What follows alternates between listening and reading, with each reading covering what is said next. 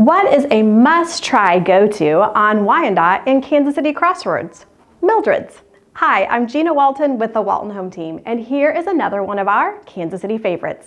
Now, this restaurant was originally established in downtown Overland Park over 25 years ago and has emerged from a 90s mom and pop into a popular breakfast and lunch establishment in the downtown Kansas City area. You will find a variety of scratch-made baked goods, extensive specialty coffees and espresso bar, and notable delicious sandwich, salads, and soup.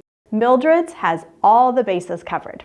Now, the standard breakfast sandwich is known to many as being the ultimate breakfast sandwich in the city, and their breakfast hash is a good, delicious, gluten-free option. So come try today at either of their Kansas City locations. Open from 7 to 5 most days, so available for breakfast, brunch, or lunch, or that afternoon treat. Plus, don't forget for your next catering event, as they do your gatherings for catering specialties as well. So whether in the Crossroads or the historic 9th Street location, swing by to enjoy Mildred's specialty menu. And don't forget to subscribe below for our free monthly newsletter to more of our Kansas City favorite businesses, neighborhoods, and adventures to explore.